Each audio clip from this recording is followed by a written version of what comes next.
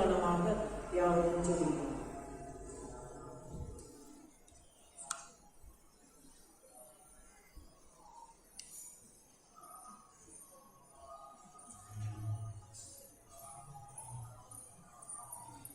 ஸ்தோத்திரம் ஆண்டவரை நன்றியோடு துதிக்கிறோம் சுவாமி.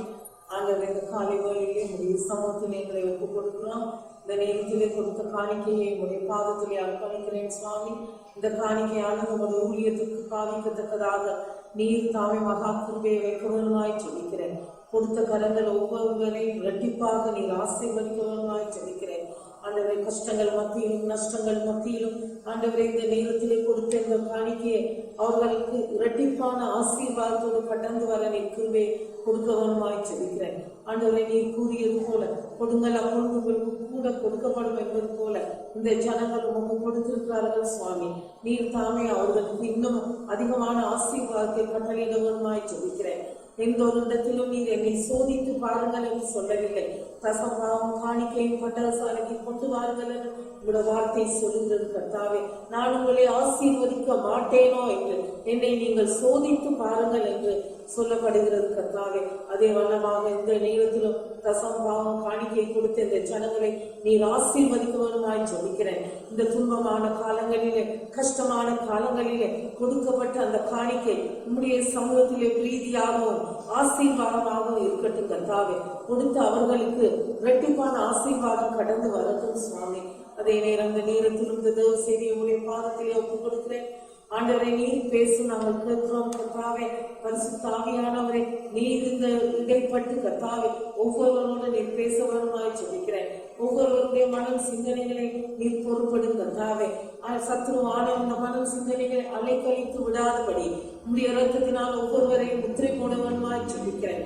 இந்த இடத்திலே நீர் நிற்க வருமாய் ஜெபிக்கிறோம். நீர் பேசும் ஆண்டவர் இந்த வார்த்தை ஒவ்வொருவருடைய உள்ளத்தை ஊடுருவி செல்லத்தக்கதாக நீர் மகா கிருபையை எங்கள் மீது வைக்க வருமாய் ஜெபிக்கிறேன். நீர் பேசும் ஆண்டவரை இந்த வாரத்தில் இருந்து வரும் மன்னாவினால் இவர்களை போஷிக்க வருமாய் ஜெபிக்கிறேன். உடைய பாதத்திலே ஒப்புக் கொடுக்கிறேன். இயேசுவின் இனிய நாமத்திலே ஜெபிக்கிறேன் ஆண்டவரே. ஆமென்.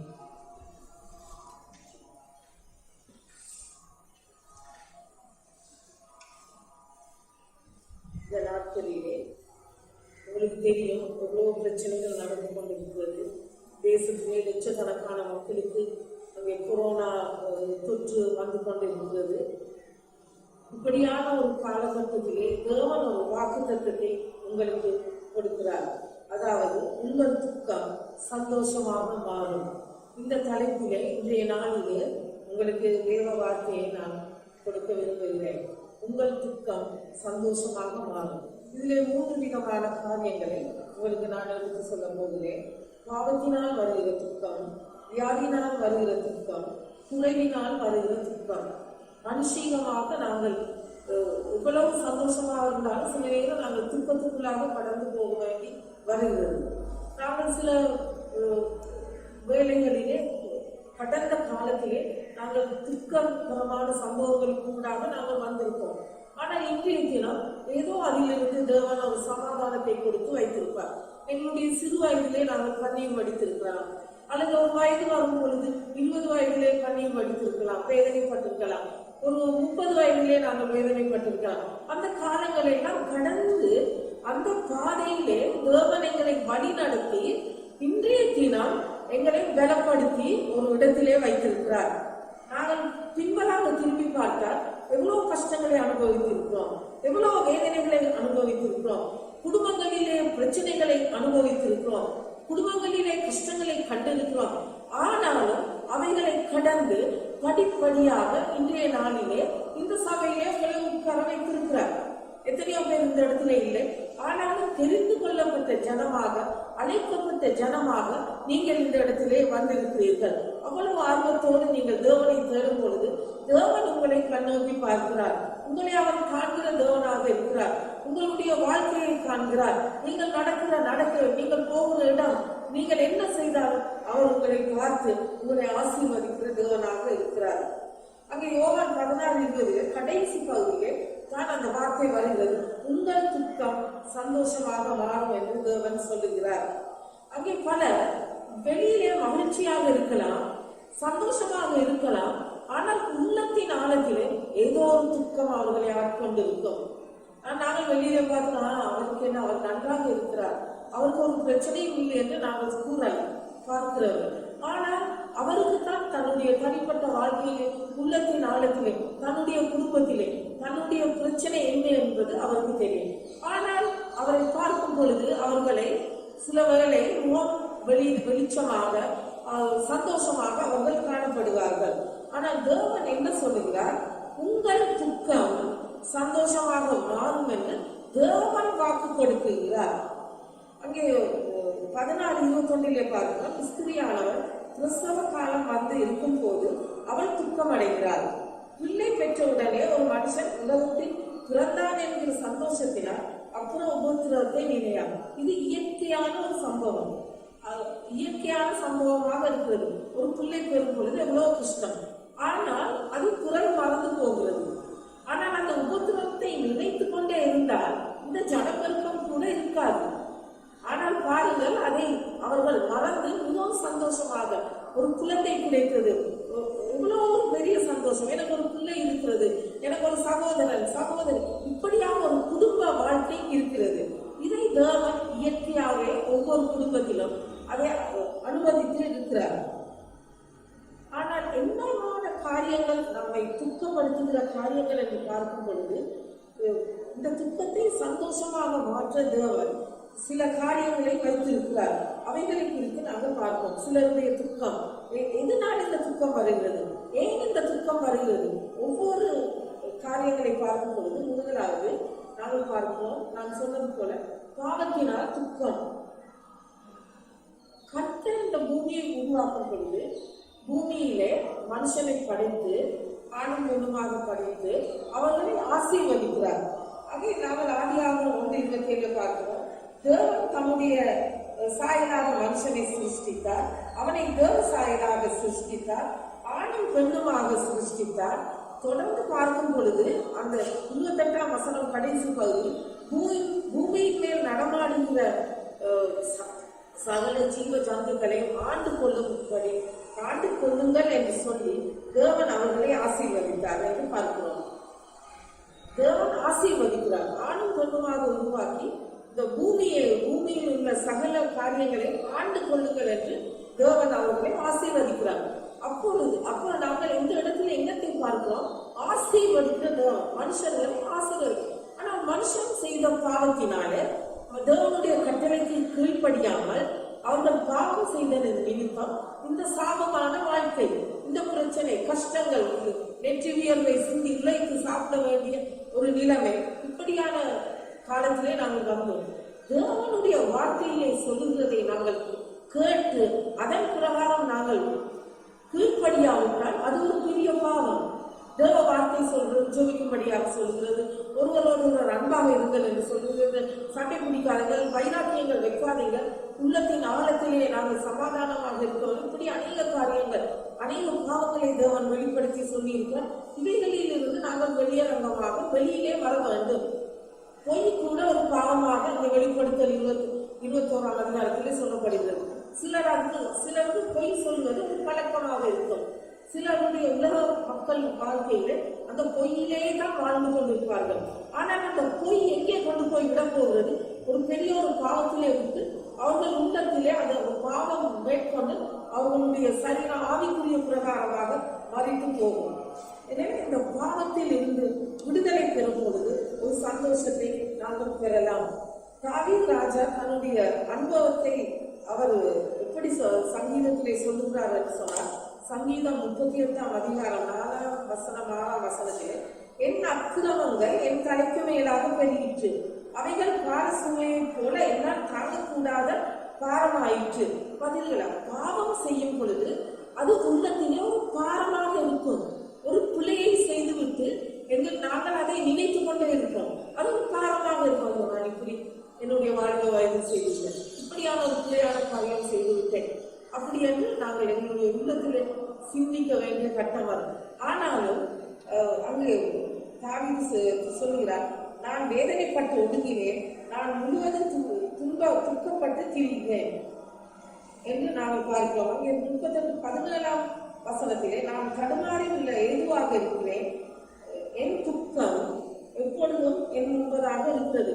அதாவது அந்த துக்கமானது செய்த பாவத்தின் நிமித்தம் துக்கம் என்பதாகவே வந்து கொண்டிருக்கிறது என்று தாவீது ராஜா அங்கே வெளியரங்கமாகவே அவர் பாடுகிறார். அதை சொல்லி 38:18 சங்கீதம் 38:18 பார்க்கிறோம், என் அக்கிரமத்தை அறிக்கையிட்டு என் பாவத்தினால் விசாரப்படுகிறேன் என்கிறார். அதாவது அந்த பாவம், அவர் செய்த பாவத்தை அறிக்கையிடுகிறார், அதை குறித்து அவர் விசாரப்படுகிறார் என்று அந்த வார்த்தையிலே பார்க்கிறோம். நாங்கள் பாவங்களை செய்கிறோம், நீங்கள் நினைக்கலாம் யாரையும் கொலை செய்துவிட்டு இது பெரிய பாவம் அப்படி என்று அதை மறைத்து கொண்டு, அப்படி அல்ல, கொலை செய்ய தேவையில்லை. நாங்கள் யாரையும் நேசும் பொழுது, யாரையும் அங்கே எங்களுடைய மனதிலே வைராக்கியம் வைக்கும் பொழுது அதுவும் ஒரு கொலையாகத்தான் தேவன் குறிப்பிடுகிறார். எனவே இப்படியான காரியங்கள் நாங்கள் நினைக்கலாம் பெரிய பெரிய பாவம், இதே நாங்களே இது ஒரு பாவமா, ஒரு சின்ன பொய் சொன்னேன் இது ஒரு பாவமா, அம்மா இடம் பொய் சொன்னேன், அப்பா இடம் பொய் சொன்னேன், கணவனிடம் மனைவியிடம், இப்படி இதெல்லாம் சின்ன சின்ன காரியம், இது ஒரு பாவமா. ஆனால் அது ஒரு பாவம் தான். அது பாவத்திற்கு சிறிய பாவம் பெரிய பாவம் என்று இல்லை. தேவனுடைய வசனத்தை மீறி நடக்கும் பொழுது, தேவனுடைய கட்டளைகளை மீறி நடக்கும் பொழுது அது பாவமாக இருக்கிறது. அந்த பாவம் அங்கே மனதுக்குள்ளே வந்து அது பாரமாக இருக்கிறது, அது துக்கமாக இருக்கிறது மனிதனுக்கு. அங்கே உங்களுக்கு தெரியும், 1997 வருடம் ஆகஸ்ட் 31 ஒரு சம்பவம் நடந்தது. உலகமே மிகவும் துக்கத்திலே ஆழ்ந்தது. என்ன தெரியுமா? அங்கே இளவரசி டயானா மறித்து போனார். ஏன் அவர் இறந்து போனார்? அவர் ஆக்சிடென்ட் மூலமாக இறந்து போனார். ஏன்னா டயானா என்கிற அந்த இளவரசிக்கு புகழ் இருந்தது, பணம் இருந்தது, எல்லா விதமான அழகு இருந்தது, எல்லாமே பூரணமாக இருந்தது. பூரணமாக இருந்த அவருக்கு ஒரு நிம்மதி இல்லாத ஒரு வாழ்க்கை நிமித்தம், தன்னுடைய கணவனின் நிமித்தம், வேறொரு தவறான தொடர்பு நிமித்தம் அவர் மறைத்து போனார். பாவத்தின் சம்பளம் கடைசியில் மரணத்தை விளைவிக்கும். அங்கே அவர் மறைத்து போனார். ஒரு ஆக்சிடென்ட் மூலமாக அவருக்கு மறிக்க வேண்டிய கட்டம் வந்தது. எனவே தவறான பாவங்களிலே போகும் பொழுது அது தேவனுக்கு சித்தமில்லாத காரியம். தேவனுக்கு முன்பதாக நாங்கள் சரியாக நடக்கும் பொழுது தேவன் எங்களை ஆசீர்வதித்து அந்த பாரத்தை எடுத்து, உள்ளத்திலே இருக்கிற துக்கத்தை எடுத்து ஒரு சமாதானத்தை கொடுக்க கூடியவராக இருக்கிறார். எங்களுடைய பாவங்களுக்காக தான் அவர் இயேசு கிறிஸ்து தன்னுடைய விலையேற பெற்ற இரத்தத்தை சிந்தினார். ஏன் இந்த உலகத்துக்கு அவர் வர வேண்டும்? ஏன் உபத்திரவப்பட வேண்டும்? ஏன் அவர் உபத்திரவத்தின் மத்தியிலே வாழ்ந்து எங்களுக்காக அவர் இந்த ஜனங்களை எங்களை அவர் நேசிக்கிறபடியா அவர் பாவியை வெறுக்கிறார். ஆனால் பாவியை வெறுக்கிறார், பாவத்தையும் அவர் வெறுக்கத்தான் செய்கிறார். ஆனால் பாவியாகிய எங்களை அவர் நேசிக்கிறார். பாவத்தை அவர் வெறுக்கிறார், பாவியாகிய எங்களை தேவன் நேசிக்கிறார். எனவே எங்களுடைய பாவத்தை நாங்கள் சொல்லும் பொழுது மனம் திறந்து நாங்கள் செய்த சிறு பாவம்னாலும் இன்றைய நாளில் ஒவ்வொரு நாளும் நாங்கள் இரவில் நாங்கள் யோசித்து பார்க்கிறோம், இன்றைய நாளில் நான் என்னத்தை செய்தேன், என்ன தவறு செய்தேன், அது கூடி கூடி பெரிய பாவமாக மாறி உங்களை கீழே விழித்து விடும், ஆவிக்குரிய ஜீவியத்திலே விழுந்து தேவனோடு உள்ள உறவை பிரித்து விடும். எனவே நாங்கள் மிகவும் எச்சரிக்கையாக இருக்க வேண்டும். அடுத்தது நாங்கள் பார்ப்போம், வியாதியினால் துக்கம், நோயற்ற வாழ்க்கை குறைவற்ற செல்வம். ஒரு நோய் வந்தால் முழு குடும்பமே கண்ணீர் விடும். ஒரு வீட்டுக்குள்ளே ஒவ்வொரு நோய் வருத்தங்கள் வந்தால் அந்த ஒரு ஆளையே தாங்கிக் கொண்டு இருக்க மாட்டாங்க. தாய்க்கு வருத்தம் வந்தால் பிள்ளைகள் எல்லாம் கஷ்டப்படுவார்கள், பிள்ளைகளுக்கு வருத்தம் வந்தால் தாய் தகப்பன் சகோதரர் யாரும் கஷ்டப்படுவார்கள், வேதனைப்படுவார்கள். இப்படியாக வியாதி நிமித்தம் துக்கம். எனவே வியாதி வரும் பொழுது நாங்கள் மிகவும் துக்கமாக இருக்கிறோம். துக்கப்படுது, எங்களை துக்கத்துக்களே போட்டு அந்த வியாதி என்ன செய்கிறது, எங்களை கொல்லக்கூடியதாக இருக்கிறது. இக்காலங்களிலே அந்த கொரோனா நோய் வந்து எவ்வளவு குடும்பங்களிலே வேதனையோடு இருக்கிறார்கள். எத்தனையோ குடும்பங்கள் அழிந்து போய்விட்டது. இத்தாலி பிரதேசத்திலே ஆரம்பத்திலே குடும்பமாக அழிந்து பணங்களை எல்லாம் தூக்கி அங்கே வீசினார்கள். இப்படியான ஒரு காலகட்டம், அப்படியான ஒரு பொல்லாத இந்த நோய் வந்து யாருமே எதிர்பார்க்கவில்லை. யாராவது இப்படியான ஒரு நிலைமை வரும், நாங்கள் தூரமாக அமர்ந்திருக்கோம், இப்படியான ஒரு வாழ்க்கை வரும், அங்கே கூட்டமாக கூட முடியாது, எங்கேயும் செல்வதிலே ஒரு கட்டுப்பாடு, இப்படியான ஒரு நிலைமை இந்த உலக தேசத்திலே வரும் யாருமே நினைக்கவில்லை. கடந்த வருடம் மார்ச் மாதம் தொடங்கிய இந்த நோய் இன்று மட்டும் போய்கொண்டு இருக்கிறது. இதை நிறுத்துவதாக தெரியவில்லை. இதற்கு ஒரு வேக்சின் கண்டுபிடித்திருக்கிறார்கள். ஆனால் அதை அடிக்கிறோம். இதில் துப்புரவாக இந்த நோய் விடுதலை ஆகும் இல்லை, துப்புரவாக இந்த நோய் வராது என்று இல்லை. எனவே சில காரியங்களை தேவன் தான் இதை பார்த்து எங்களுக்குரியதை செய்த வேண்டும். மனுஷனால் எதுவுமே செய்ய முடியாது. மனுஷன் நினைக்கலாம் எனக்கு முடியும், நான் சரியாக இருந்தேன் என்றால் சரி, நான் சுகாதார முறையை கைப்பற்றினால் சரி என்று. ஆனால் தேவன் தான் எங்களை பாதுகாக்க வேண்டும். அவர் தான் எங்களோடு கூட இருக்க வேண்டும். அவர் இல்லாமல் ஒன்றுமே நடக்காது. அவர் நினைத்தால் எதையும் செய்வார். அவர் அறிகிற தேவன். நாம் அற்பமானவர்களாக இருக்கலாம், அவர் பார்வையில நாங்கள் தூசியாக இருக்கலாம், துணுக்காக இருக்கலாம். ஆனால் எங்களுடைய கண்ணீர்கள், எங்களுடைய முழங்கால் ஜெபத்தை அவர் கணக்கிலே வைத்து எங்களை விடுதலை செய்வார். எத்தனையோ பேருக்கு கடந்த காலங்களிலே வியாதிகள் வந்திருக்கும். ஆனால் தேவன் இந்த நாளிலே சுகபலத்தோடு வைத்திருக்கிறார். சில நேரம் எதிர்காலங்களிலே வரக்கூடும். ஆனாலும் நீங்கள் பலத்தோடு தைரியத்தோடு இருக்கும் பொழுது ஆண்டவர் என்னோடு இருக்கிறார், அவர் என்னை விடுதலை பண்ணுவார் என்கிற தைரியம் இருக்கும் பொழுது அந்த வியாதியின் துக்கமானது எங்களுக்கு அது எங்களை விட்டு போகக்கூடியதாக இருக்கிறது.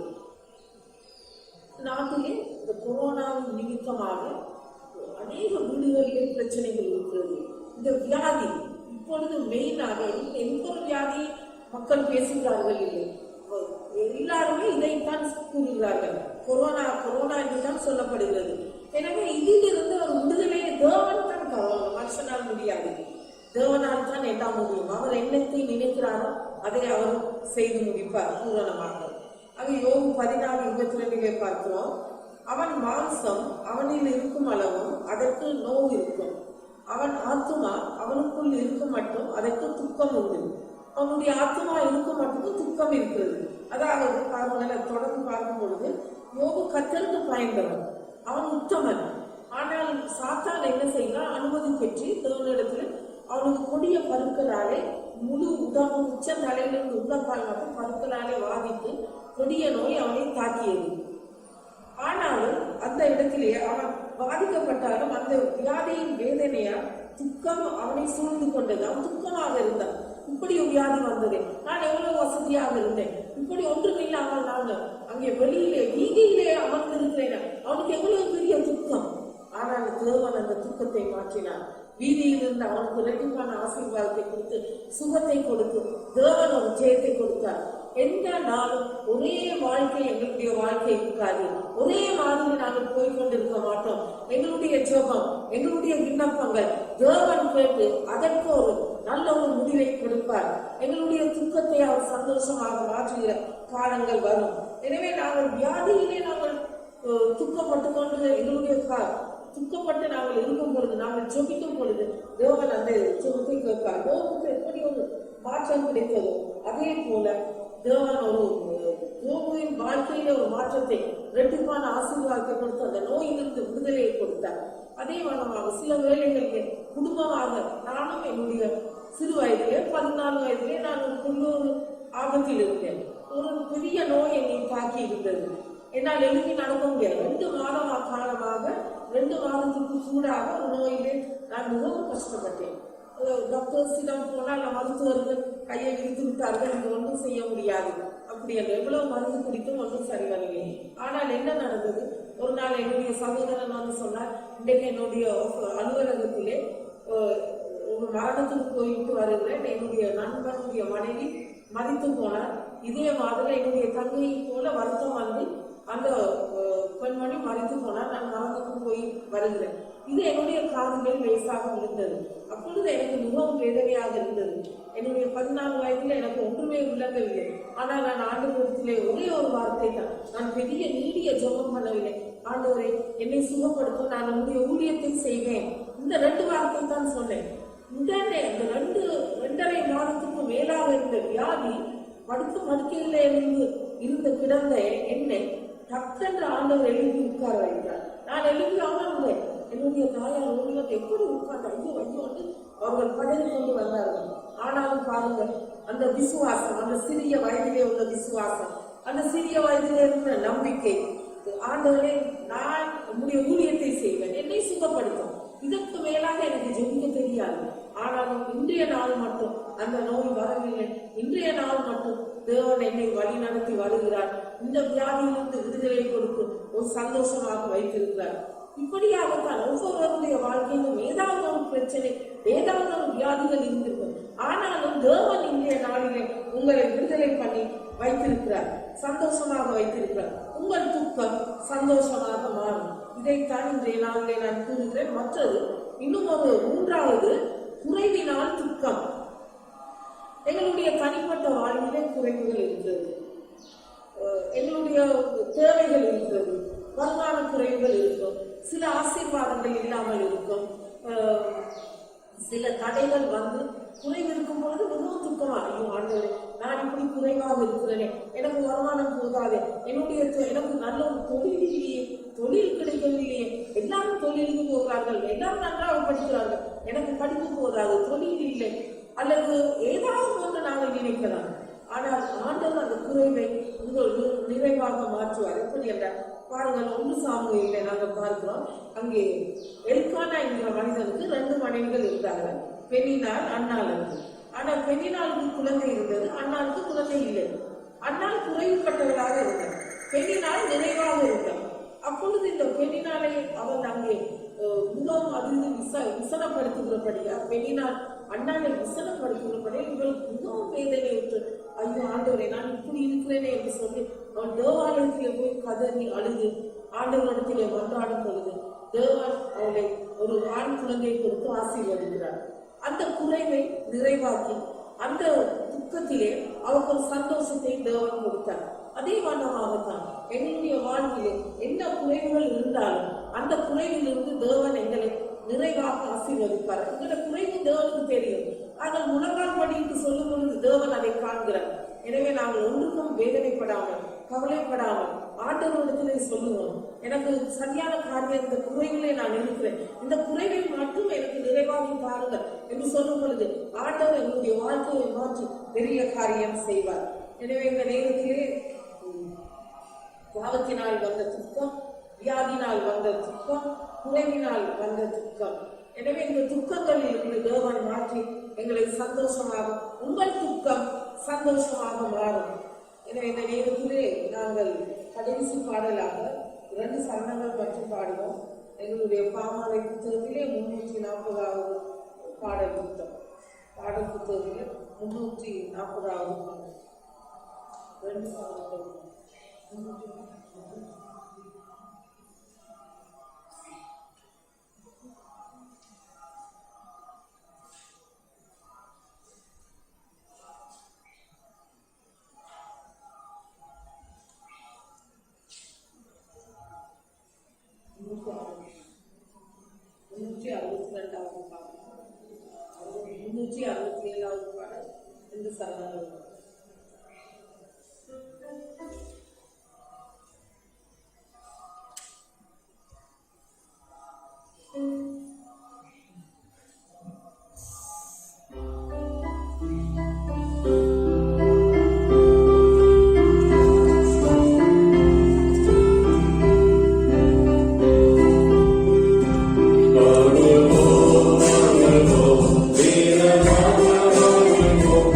Israel.